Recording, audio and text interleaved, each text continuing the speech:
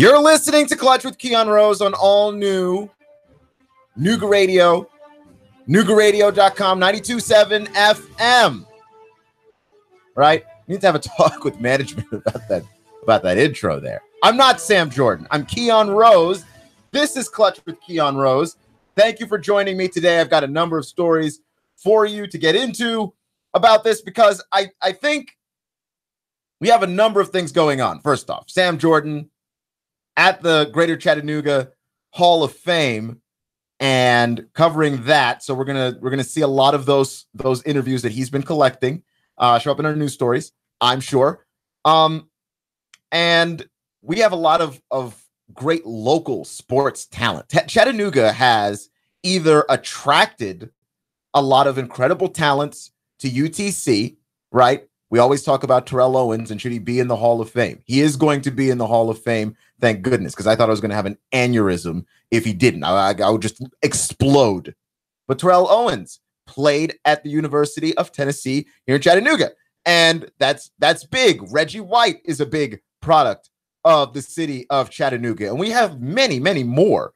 Chattanooga's been a hotbed of athletic talent for a very long time, and just taking a time every year to honor those people is a big deal. And I think it's huge. And Sam Jordan went out today to go cover those things. And so that's the reason why, if you were looking for him, he was not here. But Sam Jordan will be back tomorrow at his usual time at 7.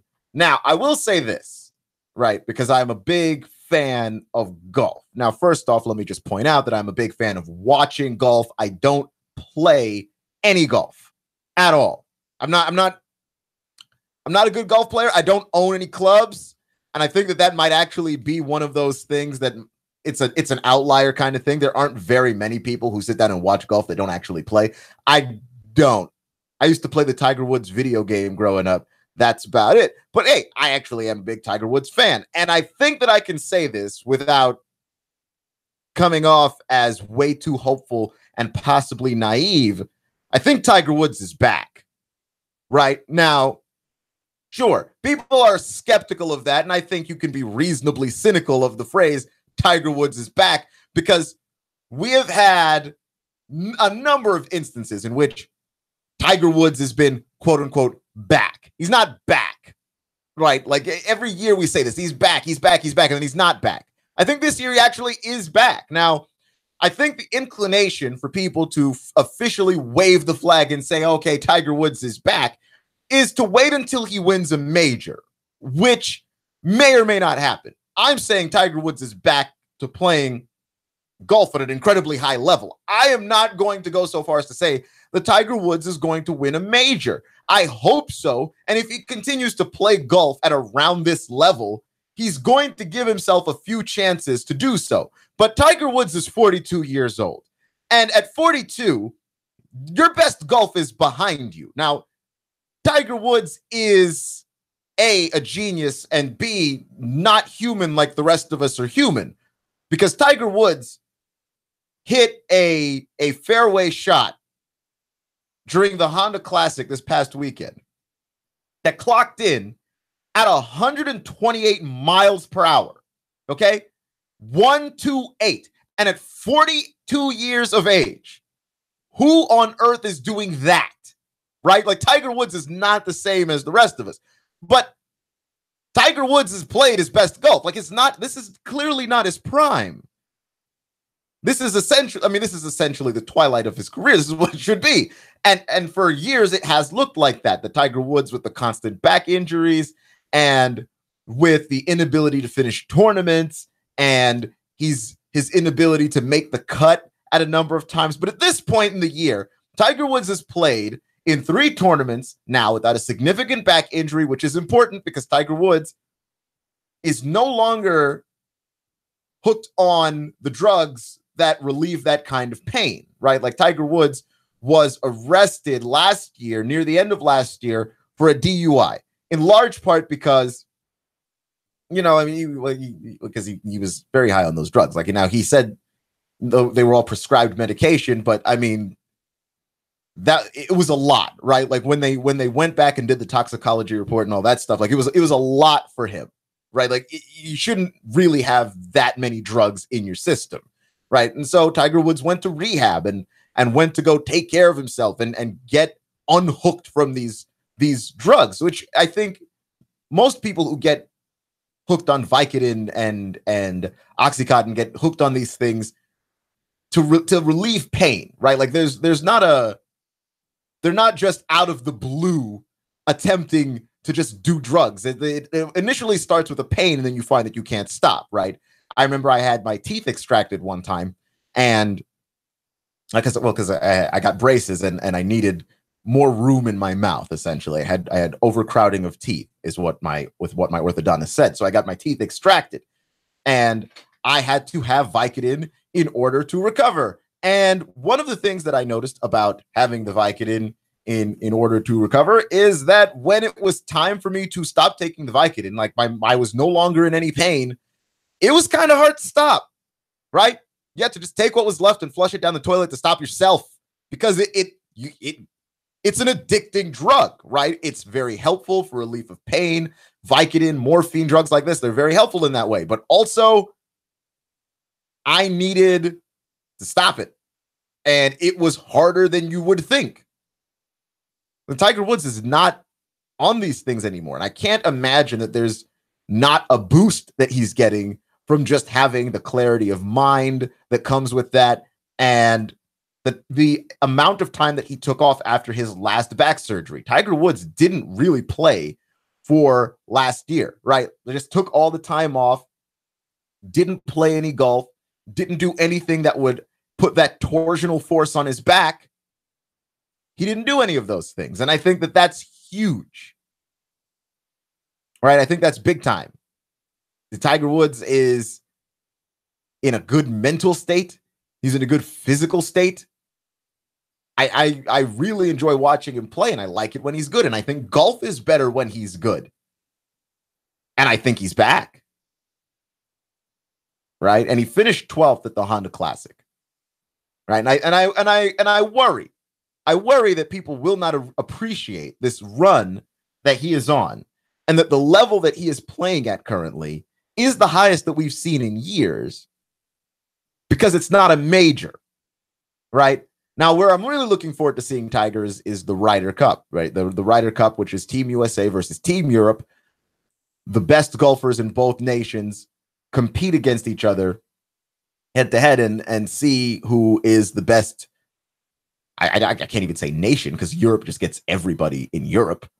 And what about people who aren't from Europe? Like, as we do have Australians on tour and New Zealanders on tour and people from South Africa on tour, and even some people from India. So where are we putting other people in that? Is just the Ryder Cup is just USA versus Europe. But anyway, we have that, and I'd love to see Tiger Woods in the Ryder Cup, because Tiger Woods was not in the Ryder Cup a year ago, and I would make the very strong argument that Tiger Woods for years made the Ryder Cup when he probably should not have, right? Like, he was not playing very good golf when he made the Ryder Cup 2 years ago and 3 years ago and 4 years ago, but just based on name alone, he was in there. And also world ranking, right? Which was so high for him that it took forever. It took a long time for Tiger Woods to no longer be number 1 in the world, and then number 5 in the world, and then number 10 in the world, despite the fact that he was either not playing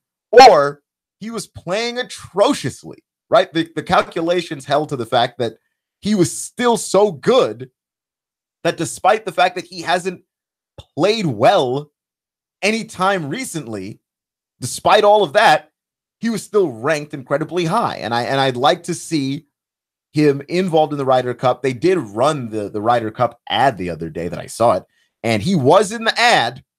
I don't know what that says. I don't know if they've chosen the teams for that at all, but it's one of those things where you got to put your best out there, and you've also got to put out your most well-known, right? Like, the reason why a lot of golfers have just the massive purses that they do, right? Like the massive victories that they end up having, where you look at the number. A lot of it has to do with Tiger Woods, that a lot of these millions of dollars going to golfers didn't necessarily happen before Tiger. right? And Tiger peaked at just the right time when I think TV sports were reaching their zenith, and now like we try and televise every sport ever, right? Like that was the perfect time to be a good golfer, right?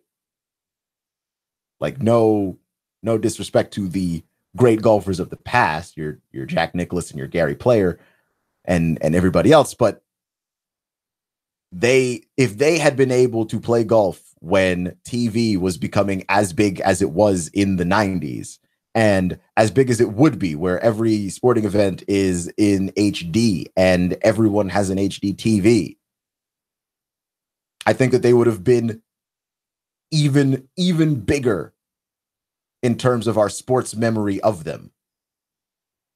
But the Tiger Woods is back. I think that that's a legitimate case to be made when you look at the way that he has been playing.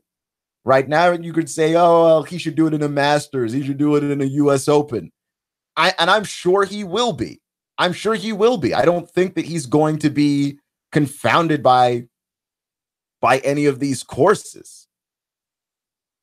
But we'll see. I honestly think that he is back, and I don't think you need to wait for a major to see that as particularly the case. You're listening to all new Nooga Radio, noogaradio.com here on 92.7 FM. Sometimes you do something and then it's embarrassing, and then you don't want people to see you anymore, right? So I want to shift gears here to the NFL because I think this is quite humorous to me. Josh McDaniels opted to remain the offensive coordinator of the New England Patriots, right? Which is something that we now know. But and he did so, by the way, avoiding the Indianapolis job. That the Colts were ready to hire him. They had an agreement in place, nothing officially signed because he couldn't do so until after the Super Bowl. But essentially, they had a verbal agreement that Josh McDaniels did not honor. He backed out of that job, which is a pretty decent job in terms of the fact that you've got a team with an elite quarterback. I mean, what more could you possibly ask for if you're an offensive guy being hired to a team? So I thought that was really weird. But Josh McDaniels backs out of it, right? Well, everybody's got to wind up in Indianapolis eventually because the NFL Draft Combine is in Indianapolis. It's held in the Colts Stadium, right? That's where it is. Still, I think it's Lucas Oil Stadium. Like, that's where they have the NFL Draft Combine every single year. And Josh McDaniels is not going because he is afraid and is ashamed to show his face after what it is that he's done. Because all of those people who were ready to greet you and probably ready to have a press conference for you, all of those people are going to be there. You cannot avoid these people, right? And so here's the situation that Josh McDaniels finds himself in, which is that he has actually done nothing wrong, really, in the literal sense of the word. Yeah, it was pretty scummy to promise you were going to coach a team and then decide not to coach the team. And yes, you left them in a really bad spot when you decided not to do that. I get it. But he didn't really do anything wrong. This is just one of those situations where the shame is too great. Right? It's if everyone finds out a horrible, dirty secret about you and then you still have to go, right? Like if you go to work after you send an embarrassing email to everyone, but then you still have to go to work. Like you didn't do anything wrong, really, but it's just embarrassing.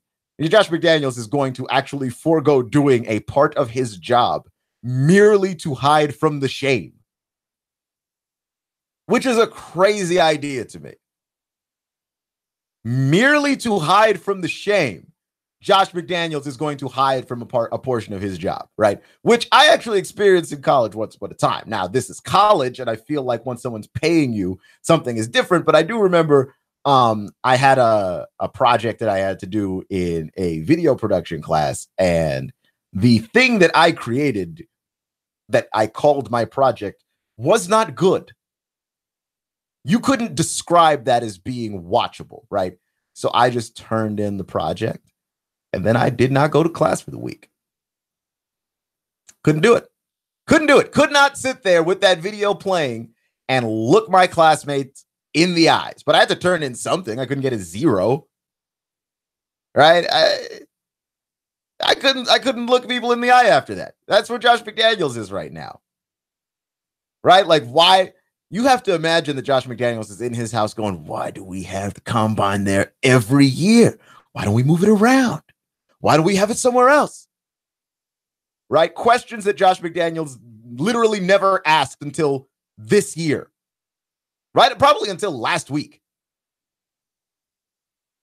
There isn't, like, is there even a good reason why we have it there all the time? Like, I like that it's there constantly. Because, I mean, you know, it just makes things easier. And I can't imagine that the Colts are ever going to give that up, because you don't have to fly your scouts anywhere. You're just there, right? You just roll out of bed and drive over to the stadium, which you do anyway, right? Like, you don't have to fly. You don't have to book a hotel, nothing, right? Like, Indianapolis is never giving that up as long as their stadium is considered in tip-top and up shape to do it, right? Like, this just never happening. But I can't imagine a situation, if you are Josh McDaniels, where you would do anything, because you're an offensive guy. The draft combine generally is where you see a lot of stuff about these guys, right? Like, this is unusual.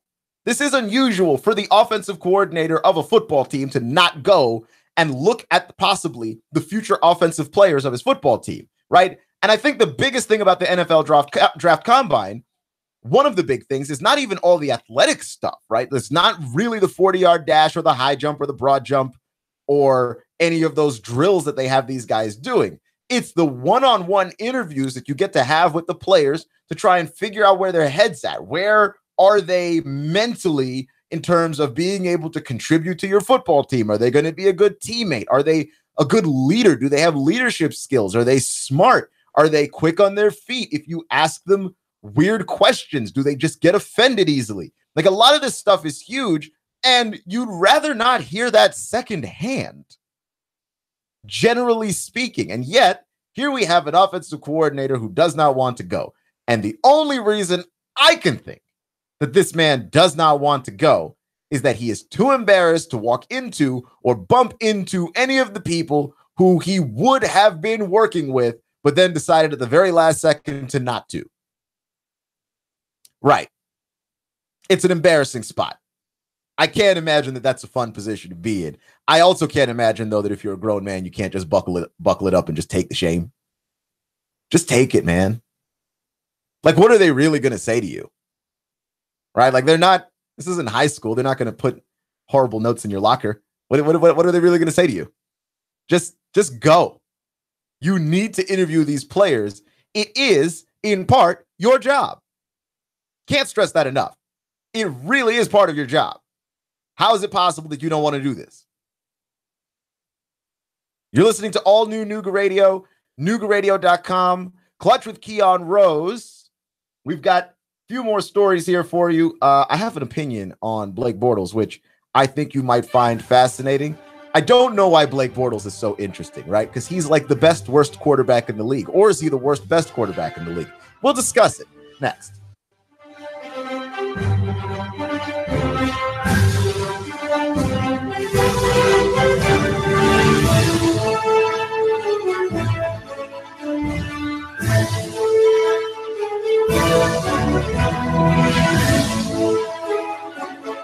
The Tennessee Valley's news talk leader, Nooga Radio, digital FM 95.3 HD4 and 92.7 FM.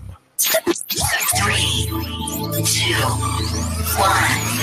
Chattanooga Radio, digital FM 95.3 HD4, 92.7 FM's news now. Melee on Highway 58 in what was supposed to be a preseason football game between two regional teams. With more on the story, here's Nooga Radio sports reporter Sam Jordan. The incident got underway after Chattanooga Eagles quarterback Kobe Copeland got struck and ended up receiving a concussion and suffering other health-related issues. Chattanooga Eagles teammates and others from the sidelines of both teams ended up in the free-for-all brawl in several locations on the football field. Sam Jordan for Nooga Radio News. A jury has been selected for Jonathan E. Walker's trial. He's the defendant in the Woodmore bus crash case. Walker faces 6 counts of vehicular homicide, 7 counts of assault, 18 counts of reckless aggravated assault in the 2016 school bus crash. Val St. John for Nooga Radio, News Talk 92.7, News Now. Chattanooga Morning News with Russ and Val. Weekdays from 6 to 9 a.m. on Nooga Radio, 92.7 FM. Oh, man, rush. I've got to get stuff for the party. Where can I go that's going to give me a wide selection of beer, wines, and spirits? Oh, I got it. I'll go to Harry's Wine and Spirits, Signal Mountain. Maybe East Brainerd Wine and Spirits in East Brainerd. I could go to Riley's Wines and Spirits in Hickson. Wow, look at the huge selection in here. Look at these great prices. Amazing. Oh, yeah, I'm going to find something for my lady, too. I'm going to make this party a success. Make your party a success when you stop in at Harry's Wine and Spirits in Signal Mountain, East Brainerd Wine and Spirits in East Brainerd, and Riley's Wine and Spirits in Hickson. An automated nuclear missile defense system has suddenly entered into launch mode, and you are the only one who can stop it. Escape Experience Chattanooga. Your team has just been infected with a deadly virus. Your only hope? There, in an abandoned farmhouse. Escape Experience Chattanooga. Handcuffed in a maximum security prison, you have an hour to flee. Escape Experience Chattanooga. These escape scenarios and more at Chattanooga's best escape room game and team building platform. Call now. Slots are limited. Register online at escapeexperience.com/Chattanooga. Escape Experience Chattanooga. If your computer is running slow, if you have viruses, if someone called you asking to get into your computer, just say no. If a screen pops up on your computer saying your data is going to be deleted and you have to call this number, don't call it. You need to call Affordable Computers. You wouldn't invite a stranger to come into your house to look at all your books and records, so why would you invite someone to look at your records on your computer? With one wrong click of the mouse, you could be allowing access into your entire system. At Affordable Computers, we can stop them now. Don't be fooled by scammers and pop-ups that tell you must call this number or your hard drive is going to be deleted. You need to call Affordable Computers. Call Affordable Computers now. Microsoft is never going to call you. Microsoft is never going to ask you to call them. If you see that on your screen, you are being scammed. Stop and call Affordable Computers. 423-499-1975. That's 423-499-1975. In Fort Oglethorpe, call 706-858-5888. That's 706-858-5888. Affordable Computers. 95.3 HD4, 92.7 FM. Expect fair to partly cloudy skies to continue through your nighttime. Cold overnight, lows mid and upper 20s. Now for your Wednesday, look for some sunshine with a breeze out of the north, though. Light cold, highs up around 40 with more mainly dry and cold weather expected through Friday. Celebrate the new year with Dixieland Fireworks, locally owned with the largest selection around. A Black Hat dealer with the lowest prices in Dixie. Dixieland Fireworks, just off I-75 on Ringgold Road, East Ridge. And I'm Storm Team 12 Chief Meteorologist Patrick Hoare. Broadcasting live to over 1 million souls in Chattanooga, the Tennessee Valley, and beyond on frequency modulation 92.7. Sean Hannity, 25,000 watts on digital FM 95.3 HD4. CBS Radio News, NASCAR, Bloomberg Markets, David Tulis, streaming strong at NoogaRadio.com. Live on YouTube and Facebook. Nooga Radio, News Talk 92.7. Chattanooga Radio.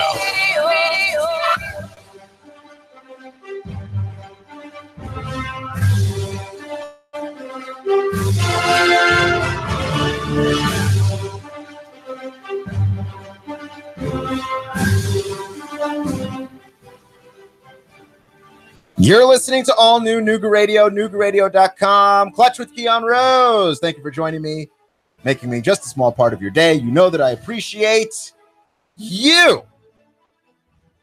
Look, see, I got a couple stories here. I got the Bortles thing. Yeah, I got the Bortles thing, and I've got a TNT thing, which weird, right? Because we're at least in some part in the greater Chattanooga Hall of Fame honoring Ted Turner, and I have a Turner critique, so this might not be the best timing, but I'm going to go for it because I like things to be spicy. But here's the thing. The TNT broadcast of the NBA is one of my favorite things on TV. It really is. And the pregame show and the halftime show and the postgame show with EJ, Charles, Kenny, and Shaq is one of my favorite things on TV. I would rather watch that than most TV shows that I like. And I mean, I like them, but those guys are funny and they're cool. And I feel like I still learn enough about basketball from just watching them that it's worth my time to do so, right? And then Charles Barkley always has the wildest opinions of anybody on this earth. Like, it's worth it just to catch that. The thing that bothers me right now is that TNT is trying to really push this night of the week where they have basketball on, and it's called Players Only, and they just have players doing everything, right? So they have players doing the play-by-play and color commentary. They have players doing the halftime show and the pregame show and the postgame show. And it's awful. It's awful. I mean, I don't even know how else to say it. I wanted to try and figure out a way to sugarcoat that, but I can't. It's not fun to watch.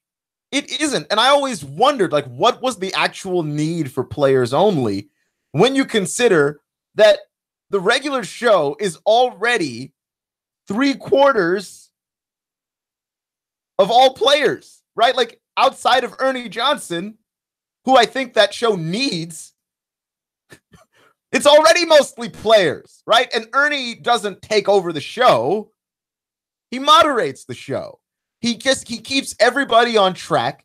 He makes sure that no one gets too far off topic, right? We don't end up with a bunch of odd non sequiturs. We are in the space we need to be for basketball fans to enjoy this product. And then, you know, we're open to all kinds of extra hijinks, but this show still stays on the rails.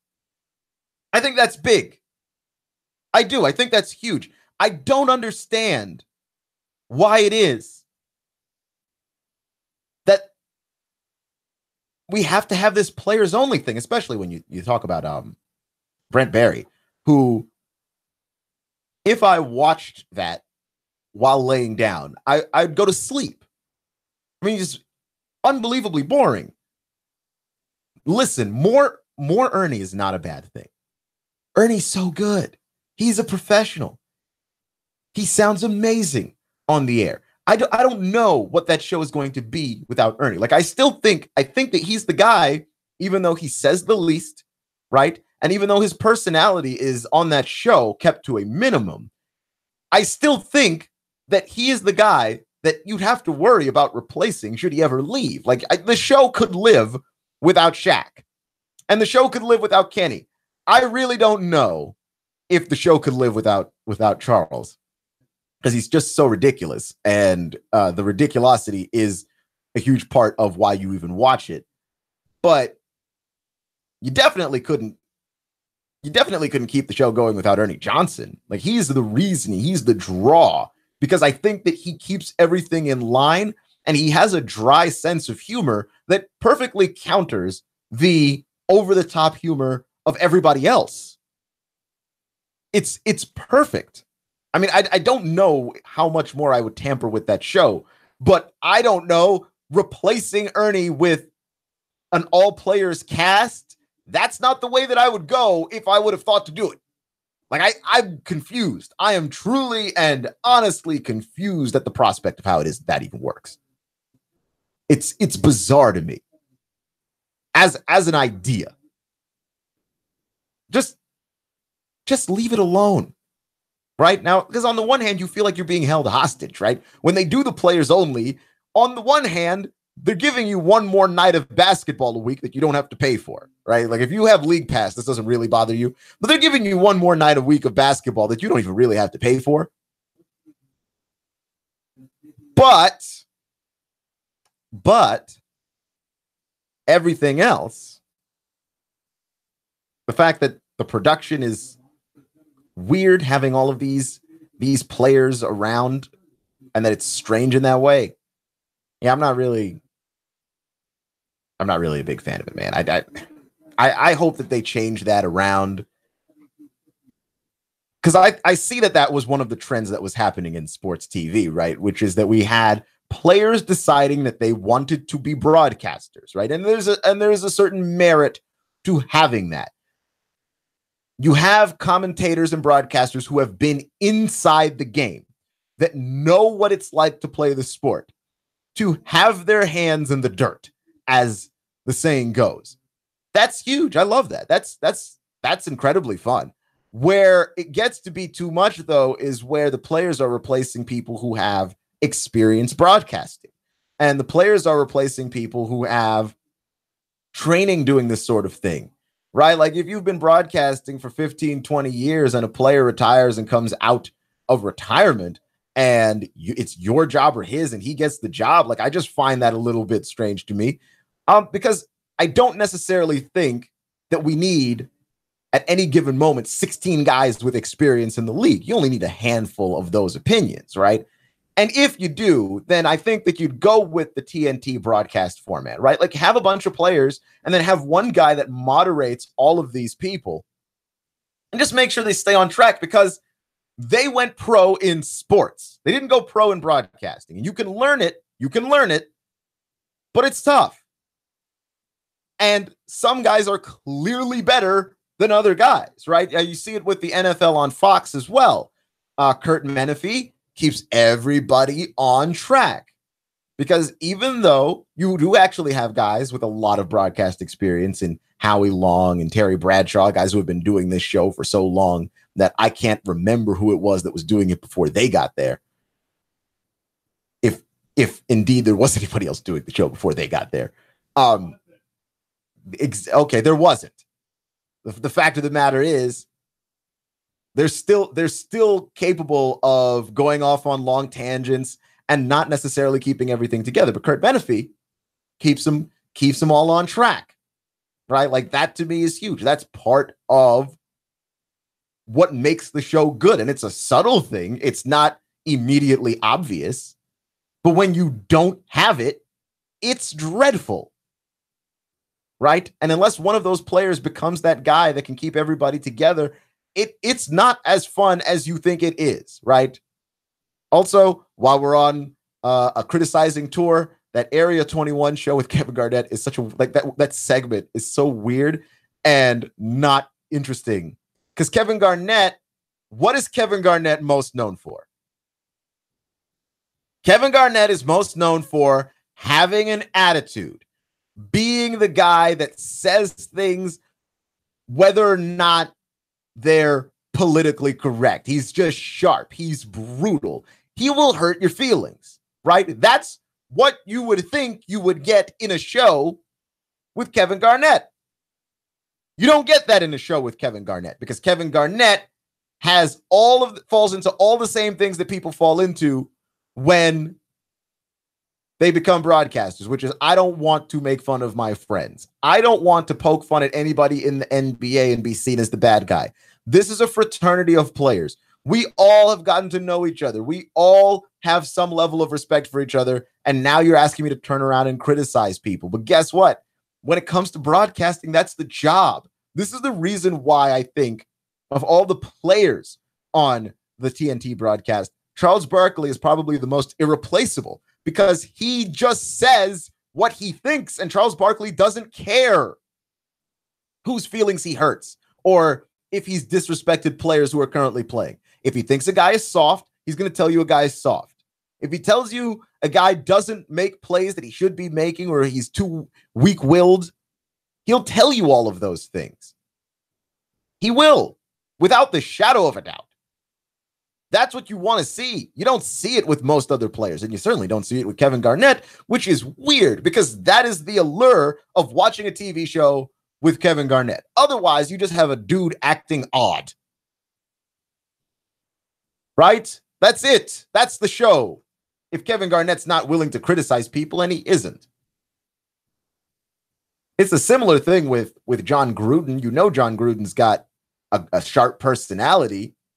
But one of the things that I always wanted to see on John Gruden do on Monday Night Football is actually criticize people. But, you know, if he did that, he wouldn't have a sweet coaching gig with the Raiders right now.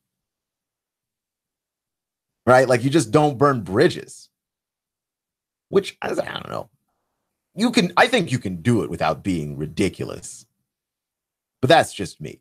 You're listening to all new Nooga Radio, NoogaRadio.com. 92.7 FM. Clutch with Keon Rose is the show. Thank you for joining me today. I have an opinion on Blake Bortles. It may not possibly be. It's. I don't know if it's a surprising opinion, but you be the judge of that, because Blake Bortles has been re-signed by the Jacksonville Jaguars through 2020, and Blake Bortles has a number of incredibly odd statistics because Blake Bortles is not a bad quarterback, and I think that that's something that we have to just come to grips with.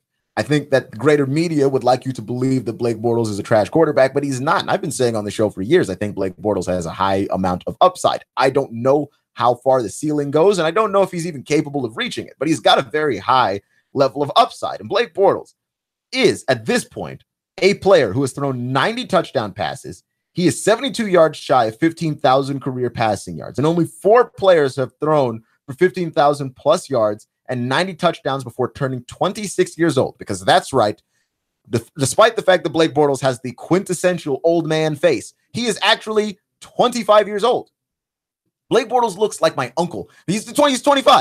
He's 25. He looks like he could be an uncle of somebody, like your 35-year-old uncle that just visits the barbecue with you. That's Blake Bortles. He looks like he's 37. He's 25, despite what his face looks like. The only quarterbacks who have thrown for 15,000 plus yards and 90 touchdowns before turning 26 are Peyton Manning, Drew Bledsoe, Dan Marino, and Matthew Stafford. So that's good company. That's good company. And I don't know if I would put Blake Bortles in the company of those guys in any other way, because he's clearly not as good. So how do you explain this? And the explanation is Blake Bortles is the best quarterback in the league. He's solid, right? That's a bad description. Most people don't want to hear that they're solid. But when we consider the fact that Blake Bortles nearly lost his job at the beginning of this season to Chad Henne, yeah, solid is not something that you're going to take lightly. You're going to accept that compliment and you're going to run with it, because you should be better than Chad Henne. And Blake Bortles, very high first-round draft pick, and he's one of those guys that I think is in the degree of conversation that we wind up having typically over and over and over again, because the one thing that we all want to know is this: is he actually good? We don't know if Blake Bortles is actually good. It's why the level of controversy exists around a number of players. Are these people good, or are they in fact not actually good?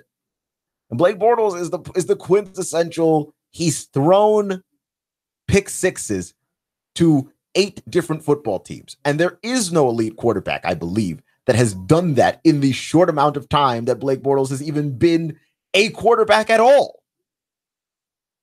Right? That Blake Bortles has thrown 105 touchdowns to 9 different teams is the joke.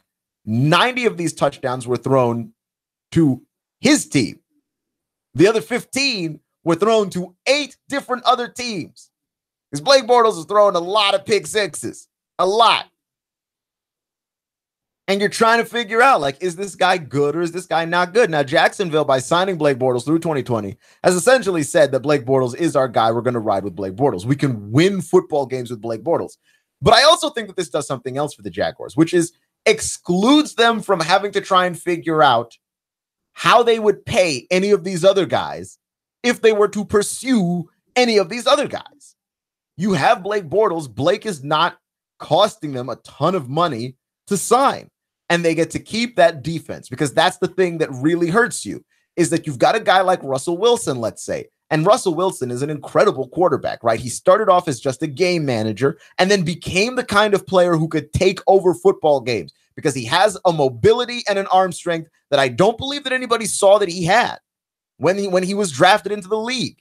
And now the Seahawks actually really need Russell Wilson to save them on a regular basis, because the fact of the matter is, once they paid him, they didn't have enough money for the maintenance of that defense in the way that they should have had. And they certainly don't have enough money to keep that offensive line playing at a particularly high level. I can tell you that too. So when you look at it, Paying the quarterback means that you don't get to have the elite defense. And what we know about the NFL is it's an either-or scenario. Either you have the quarterback, or you have the defense, or you have a genius-level head coach. And there aren't but 2 or 3 of the coaches around, so you can't really rely on that. The quarterbacks, there's more of them, but when you find one, you have to pay everything for that guy.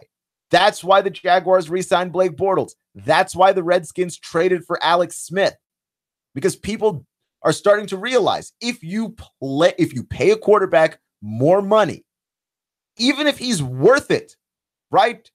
Even if he's worth it, you still come out on the bottom because now you can't pay for anything else. And unless that quarterback is the transcendent, game-changing talent that we have seen Peyton Manning and Drew Brees and Tom Brady to be, unless he's one of those guys, it's rather unhelpful to pay a quarterback and not be able to give him weapons or not be able to give him a defense. It doesn't work out for you very well. Not at all. So I think that the Jaguars made the right move. And I know that there's a lot to criticize there about Blake Bortles. He's the butt of so many jokes, because he is a quarterback who is both good and bad.